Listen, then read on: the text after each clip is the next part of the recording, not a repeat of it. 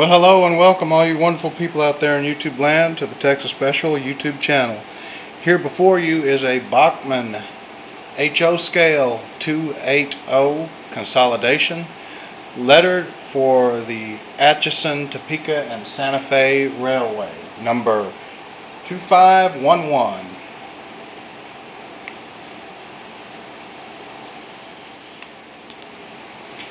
If you have a small railroad or a railroad with tight curvature, such as the case with the Stars Hollow Railroad, this is the locomotive for you if you are modeling the steam era or transition era. This locomotive is DCC equipped. It is equipped with just a basic DCC decoder and no sound.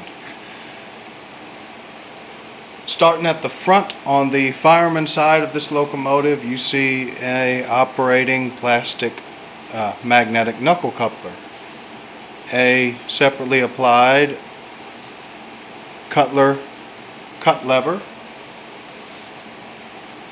You have non-operational classification lights up here. You have a legible builder's plate.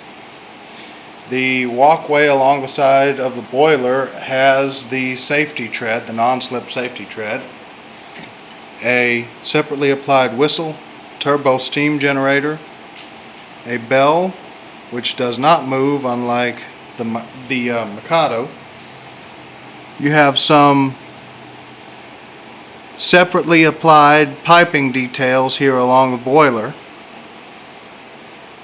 Your air compressor for the locomotive, the main reservoir for the locomotive, and some very nice valve train and side rod, drive rod details, as well as these blowdown pipes right here behind the locomotive.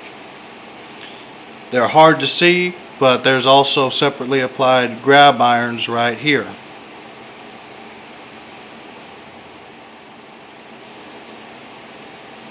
The cab of the locomotive, you have fireman and engineer figures in there, as well as this movable deck plate.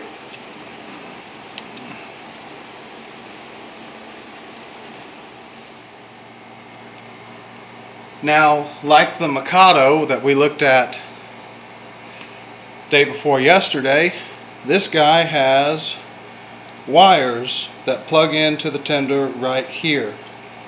Now, unlike the mic, they're on the tender.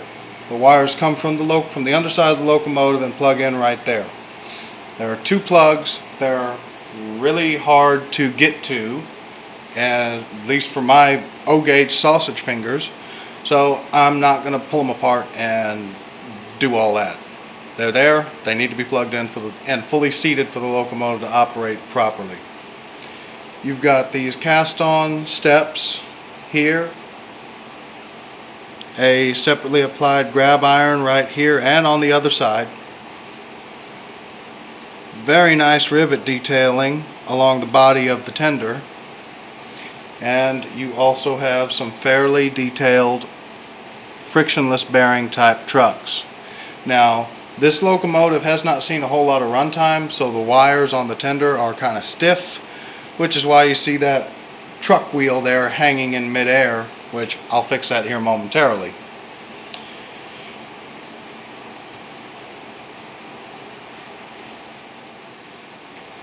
Okay, on the rear of the tender you can see there a separately applied ladder giving access to the rear deck of the tender, the plastic magnetic operating knuckle coupler, stirrup steps down here, as well as a grab iron separately applied right here, and another grab iron right here and here,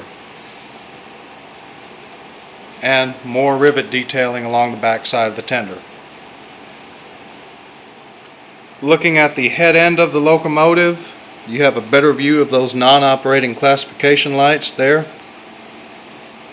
a little bit better view of the separately applied piping details along the boiler, as well as this nice separately applied grab iron that goes all the way around the bottom of the smoke box door. You have the requisite cast-on latching and hinges for the smoke box door, a nice center-mounted operating headlight. There are number board spots on either side of the headlight, but there's nothing there. And you have a nice little 2511 number board underneath the headlight.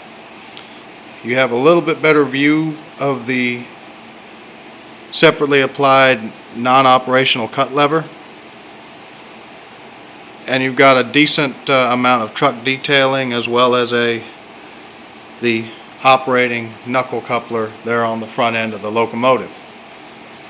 And of course the separately applied steps from the pilot to the walkway along the side of the boiler.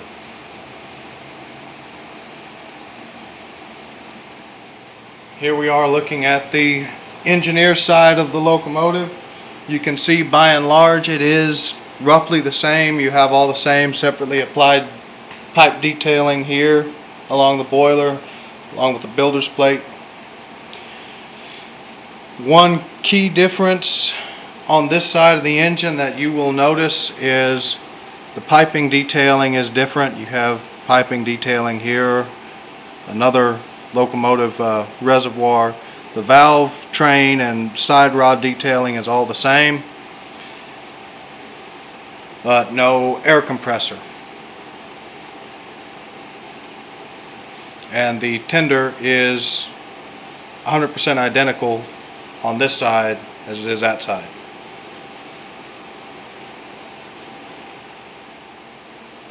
All right. Looking at the top side of the locomotive, you can see the cast-on hatch there on the backs of the tender deck for the water compartment. And again, you have this overly shiny coal load. This is a loaner. If it was not, it would have already been hit with cinder ballast to tamp that down. But it is a loaner, so I'm not touching it. I'm leaving it the heck alone. And you can see there a little better the deck plate between the locomotive and the tender. Just like the Mikado that we took a look at day before yesterday, this guy has two holes in the drawbar. So you can have the tender sitting super close to the locomotive, well, not super close, but a lot closer, or you can have the engine kind of spaced out a little farther away. For a less realistic locomotive to tender spacing, but operational flexibility for tighter curvature track.